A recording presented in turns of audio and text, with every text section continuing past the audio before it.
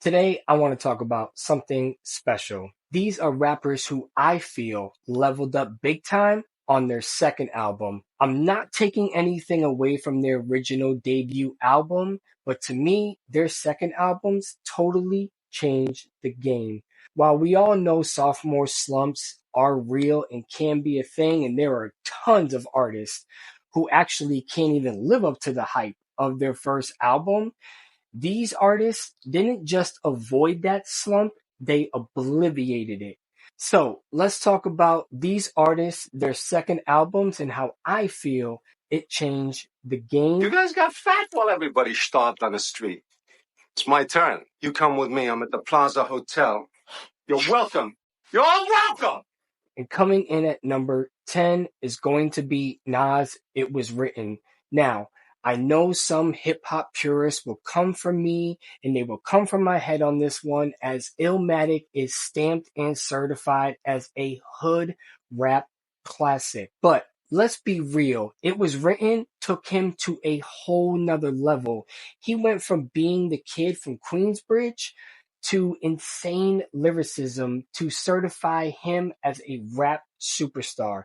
The production, way sleeker. The storytelling, even sharper. And If I Ruled the World with Lauryn Hill, that track made Nas a household name. And he got deeper into the mafioso rap lane.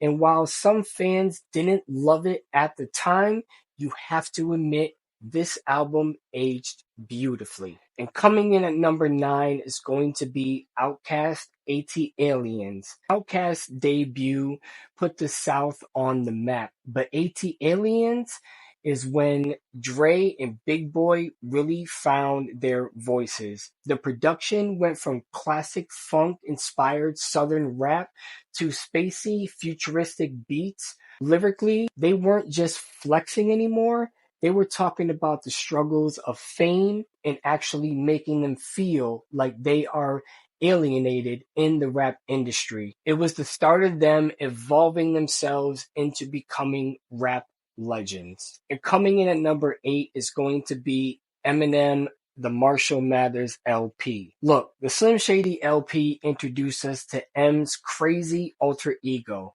but the Marshall Mathers LP, this was M unfiltered, raw, and at most pissed off. You could feel the fame, the controversy, the anger, every bit of it pouring out into tracks like Stan and The Way I Am.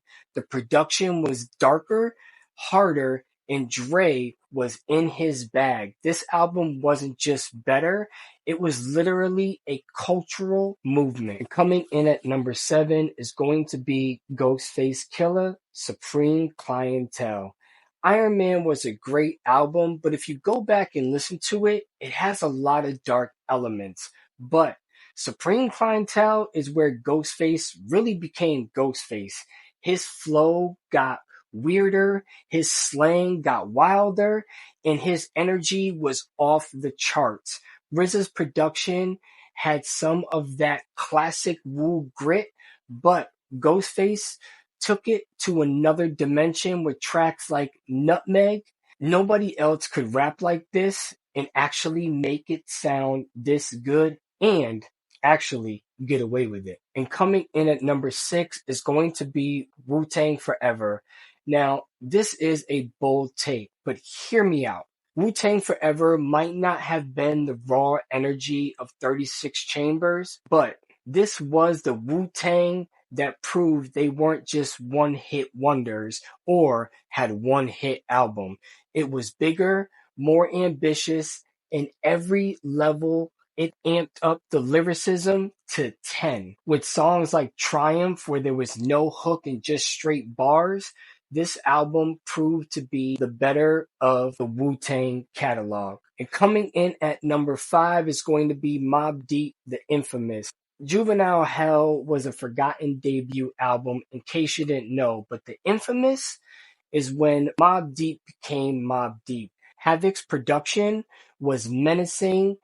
Prodigy's bars were cold and well put together. They gave us one of the greatest street albums ever. Shook One's Part 2 That alone makes this album legendary, but every track paints a vivid, chilling picture of life in Queensbridge and in the projects. Coming in at number 4 is going to be the Fugees' The Score. I don't even need to explain this one.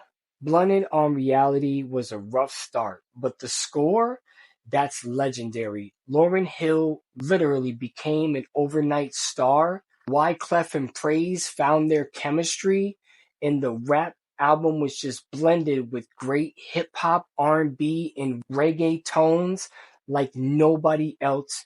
And let's not forget, Killing 'Em Softly, Lauryn Hill's voice was just magnificent on this. And what really put them on the map was Ready or Not.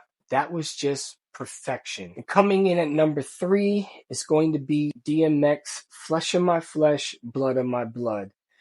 DMX was just a different breed. He dropped It's Dark and Hell is Hot and followed up with another classic in the same year. Who does that? Flesh of My Flesh, Blood of My Blood was even darker, more intuitive, and the tracks like Slippin' really showed his versatility in rapping. Let's not forget, X wasn't just barking on tracks.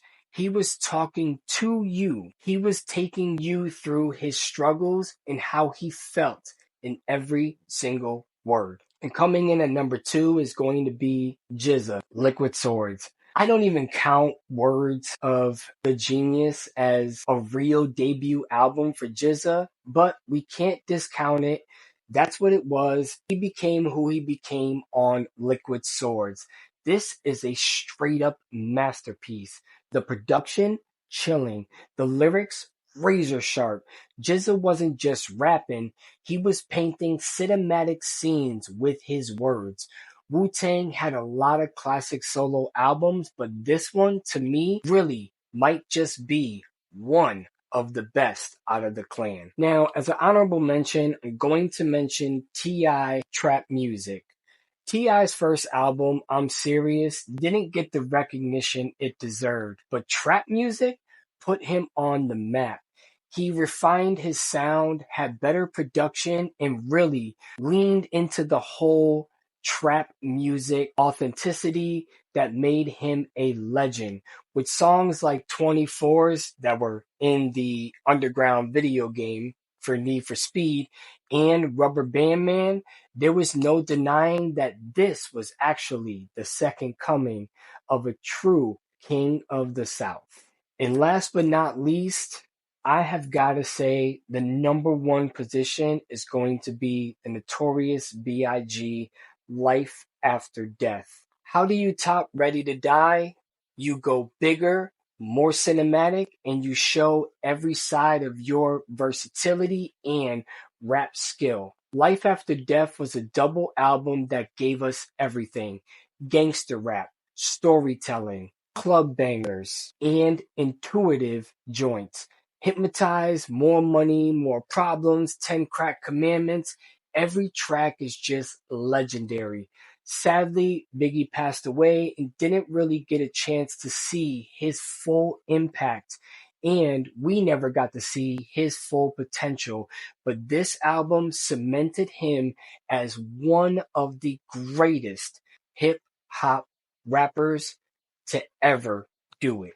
Well, there you have it. That's my list. These albums prove that second chances aren't just about avoiding the slump. It's about elevating yourself to GOAT status. Did I miss anyone? Did I miss an album? Did I miss a group? Let's get down in the comments. Let's talk about it. Let's debate about it. And please, let's be respectful. I know some of these albums that I mentioned, you are going to come from my head, but these are just my opinions. I want to hear yours. Anyways, I will see you on the next one. Much love. Peace.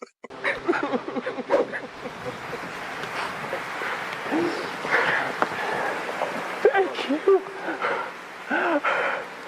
You love me. You really love me.